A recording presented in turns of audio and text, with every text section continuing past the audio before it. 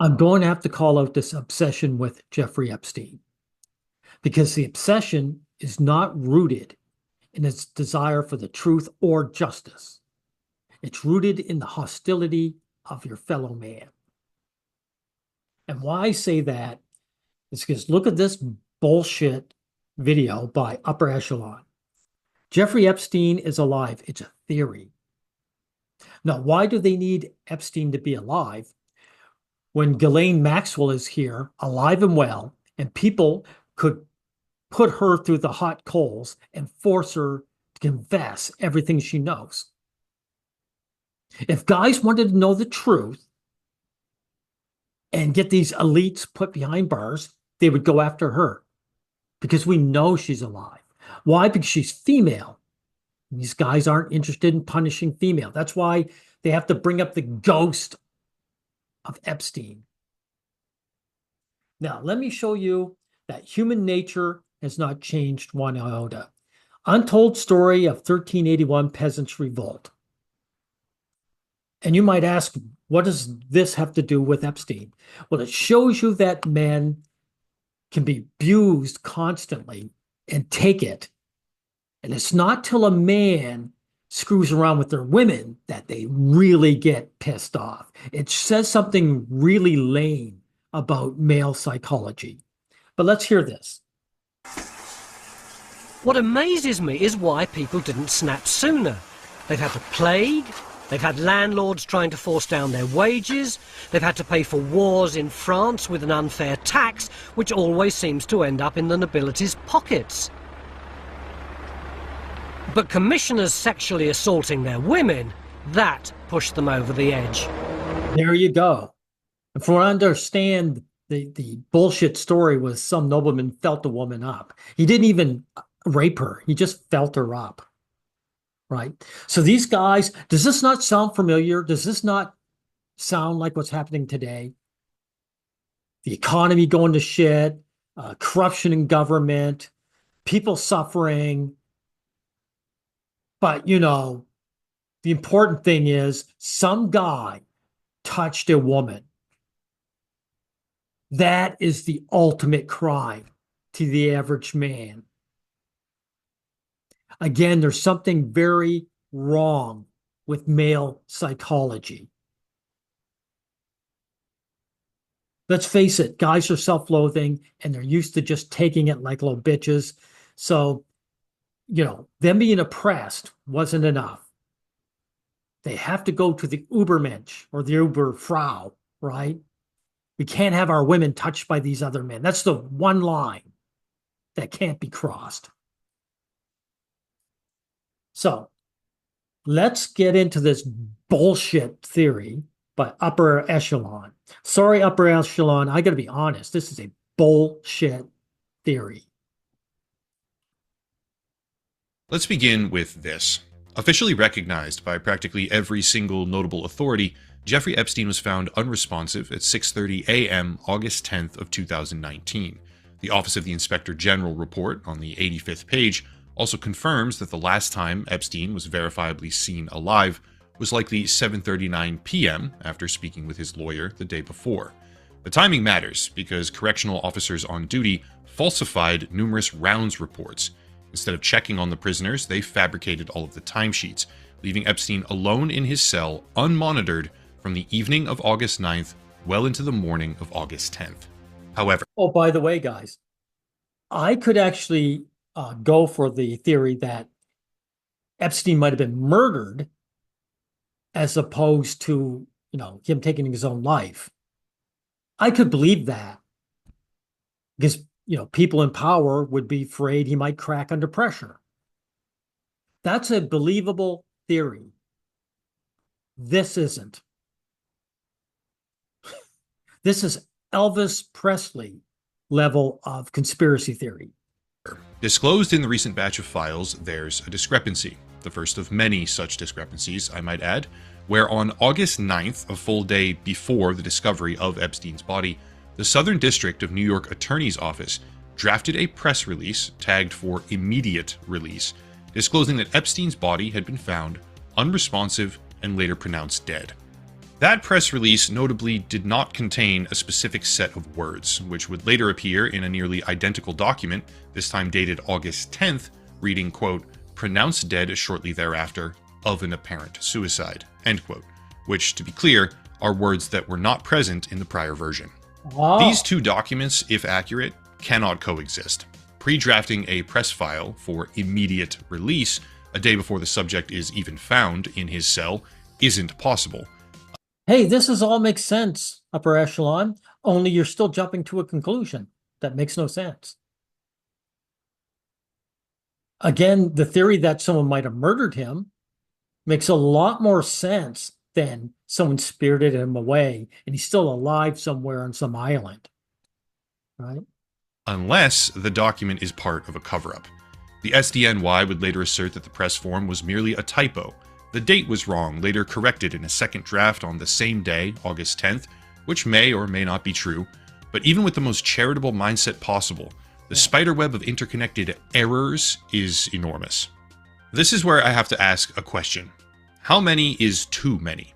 What number of coincidental discrepancies would it take for even the most diabolical conspiracy to become plausible?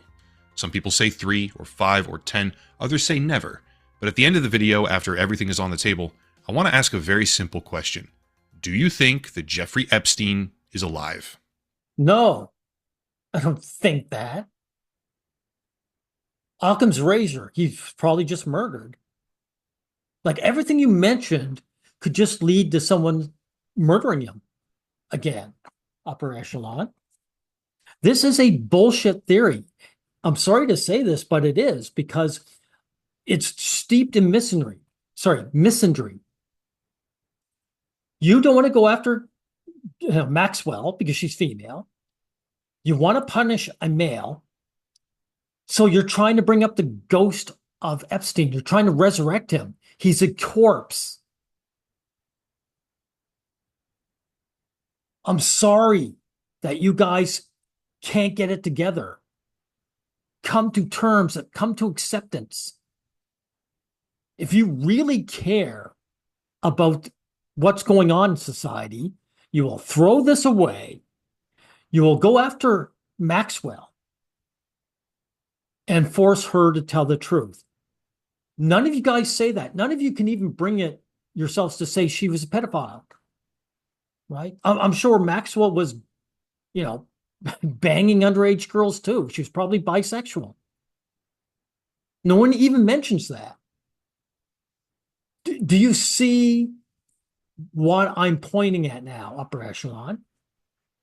Now, I'm going to end up with this Too Lazy to Try, comedians named in Epstein files. And what I'm pointing out here is that guys have lost the bro code. Like, it's not just this generation. Guys in general of all ages who used to understand the bro code have lost that, right? You'll see what I mean. And I think the story he's referring to, he's already told multiple times. It's about how Epstein explained to him the reason him and Trump had a falling out is because Trump told him he likes to sleep with his friends' wives. And I guess that was too far for Jeffrey Epstein. And Jackie's like, I get it. I mean, underage girls is one thing, but sleeping with your friend's wife is another level of sickness. Well, it's not a level of sickness. It has nothing to do with sickness. It's about disrespect of your fellow man. Sleeping with an underage girl who the guy doesn't know or never met isn't disrespecting him. But sleeping with his wife is. That's a breaking of the code between men. And Too Lazy to Try, you should know this.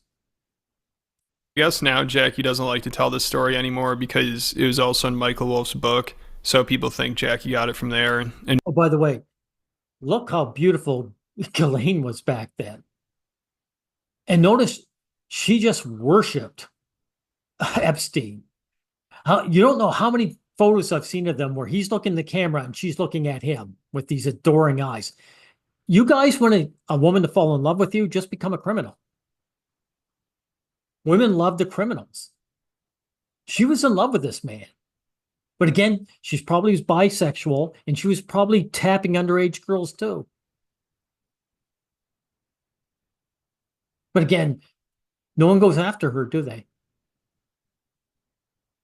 Michael Wolff is kind of controversial. People think he was working with Epstein to try to take down Trump, but I'm pretty sure this is the story that Jackie was talking about that he now acts like he never told before. It was a morals thing. And at the time, I didn't know how heinous Jeffrey was. I said, "Oh, really? What happened?" He said, "One day out of a clear blue sky, Trump said to me, 'Do you fuck your best friend's wives?'" And I was a little shocked. And I said, "Well, I've never been married. But no, of course I don't." He said, "Well, Trump said to me, that's the only way I can get off is to fuck my best friend's wives." And he said, I just said, "You know what? That's out of my wheelhouse. Honor amongst thieves." He said, that was it. I never want anything to do with him after that. He blew off Trump on a morals, and No, not on a moral. No. This is apple and oranges. He blew off Trump because Trump was going to disrespect him. This isn't about morality. He said it right there, plain English, honor among thieves, right? Trump was admitting that he didn't get off on pretty women. He got off on dominating other men. It's him saying, I want to make sure that another guy gets disrespected. And Epstein is actually the better man of the two. It's a breaking of the bro code, a code amongst men, too lazy to try. It's shocking that I have to explain this to men now, when it used to be understood.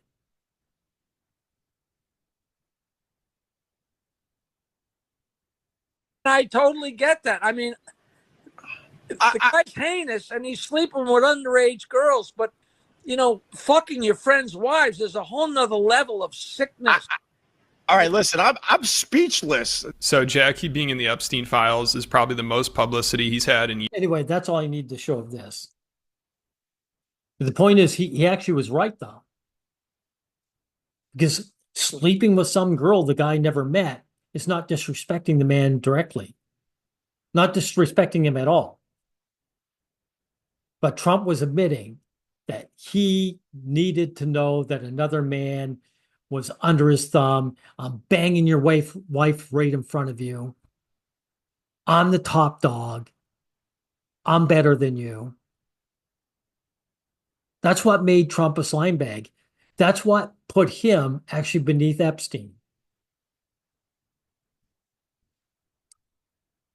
In any event, I'm going to end off saying, upper echelon, your theory is bullshit. It's reaching, it's grasping. Because the average guy is so anti-male. Instead of going after the woman who's alive because she's female, you make up this bullshit story that Epstein is still alive. We've got to find Epstein. So, which means you never find justice or the truth. You chase after ghost, you're not going to go anywhere. You're not going to get anywhere with getting these bad men that you want to see justice. Because men will sell out their principles to get the guy. That's exactly what's going on here.